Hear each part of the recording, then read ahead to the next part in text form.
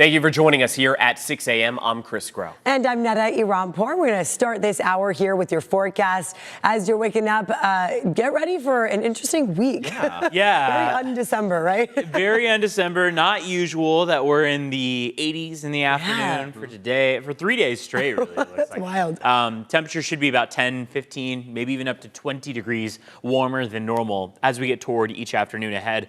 Tuesday seems to be our warmest, but today is still rather warm as well. Live camera outside. Originally expected to see some fog out there, but it doesn't seem like that's going to be much of an issue, especially considering the sunrise is now just over 30 minutes away and there's very little fog out there. So plenty of blue already. By the afternoon, 72 by the water, 82 as you make your way inland. Santa Ana winds will be breezy yet again. So those offshore winds are going to help to keep our valleys in particular in that warmer than normal range. Coming up, we'll be talking about what the rest of the week looks like.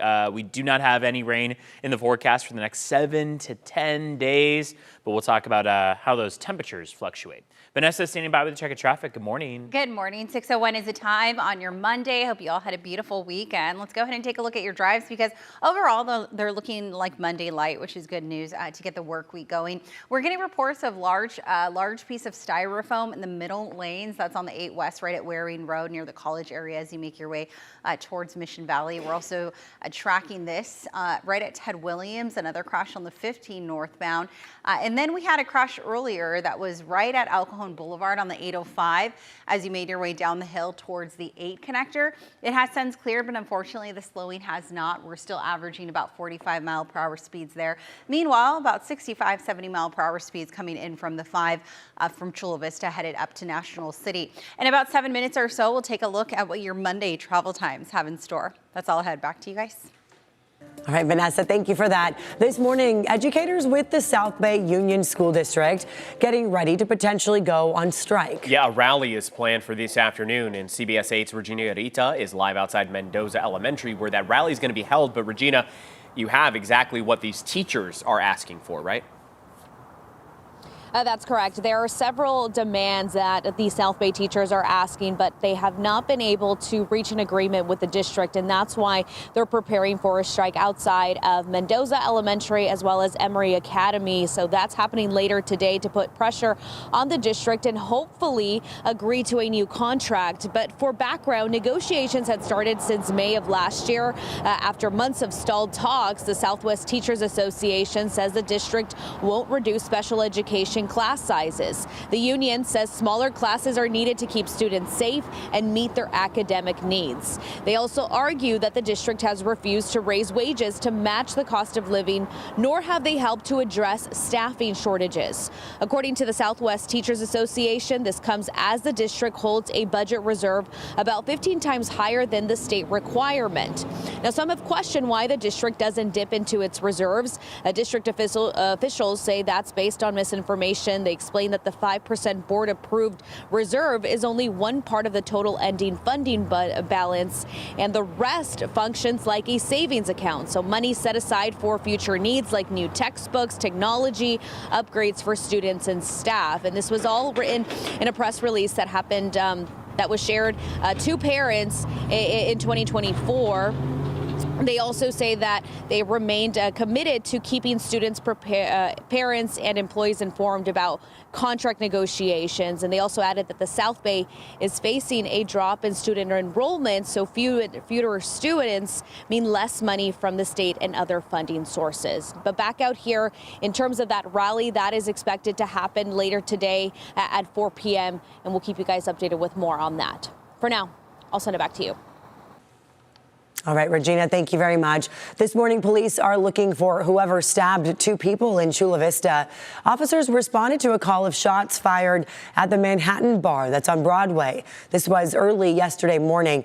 They didn't find any shooting victims, but officers learned 2 stabbing victims arrived at a local hospital. Police say the victims are being uncooperative.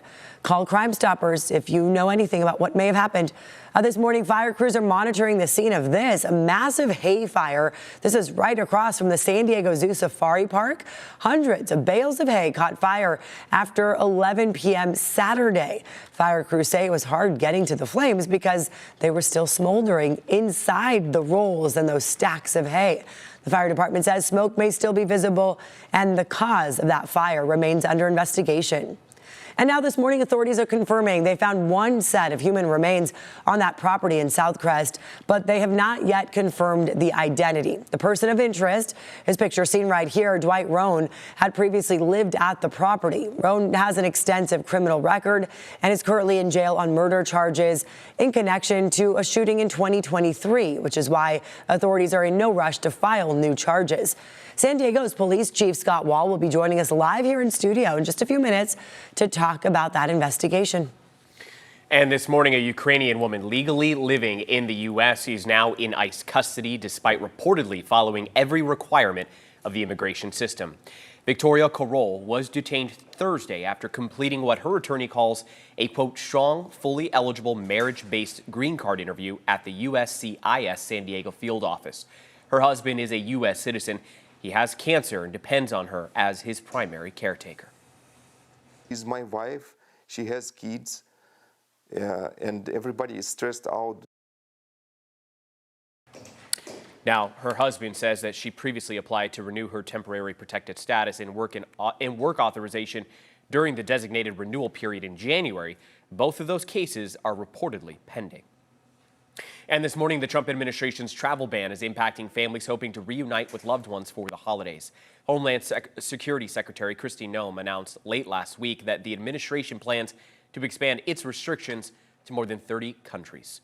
CBS 8 spoke with the Haitian Bridge Alliance on how the travel ban is impacting the Haitian community.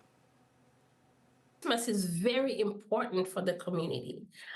So we are seeing those extreme policies not only impacting the people physically, but also mentally, psychologically, and also spiritually, because there is a level of trauma that we are experiencing within the community. Now, as for the updated travel ban, the Department of Homeland Security has not said when it could go into effect or which countries would be included.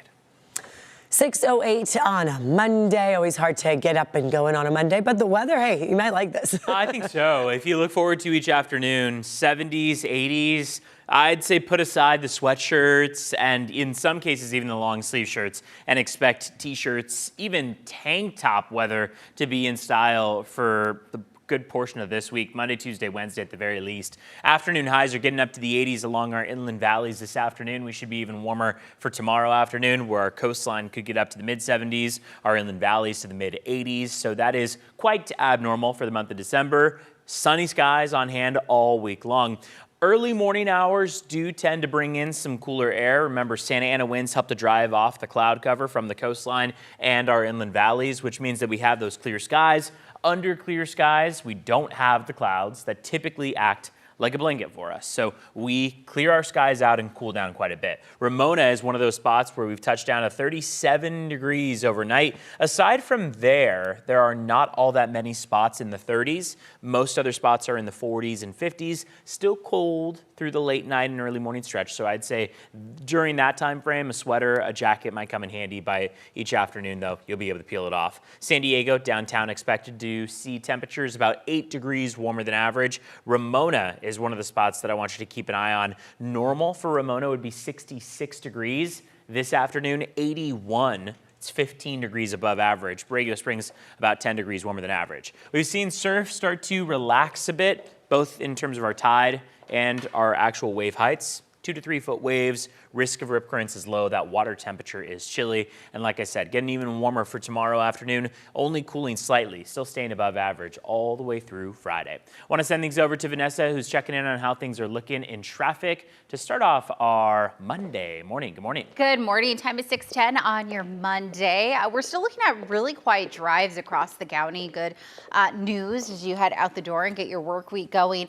Look out for a large piece of styrofoam that is is being reported in the middle lanes on the 8 West right at Waring Road. That may slow things down for you as you come in from La Mesa or Grossmont. We're also tracking reports of a crash on the 15 right at Ted Williams, also known as the 56, and that it looks like it's not causing any slowing. And again, that crash came in about half an hour ago, so it's likely going to clear. It's going to be completely cleared off the CAD any moment now. Anywhere between 60 to 70 miles per hour is what we're averaging coming northbound in from Chula Vista and National City. And here's what the travel times look like: anywhere between 10 to 15. Coming in from the 5 and the 805, full span of the Coronado Bridge in from Barrio Logan downtown towards Coronado, under 10 minutes. This is typically about a 3-minute drive, so it is pretty slow headed towards the toll booth this morning. 5 to 7 minutes for those westbound drives out of the East County on the 94, the 8, and the 52. And not much to talk about in from the North County, anywhere between 12 to double that, coming in from Encinitas down to the top of the Golden Triangle, under 1578 from the 15 to the 5.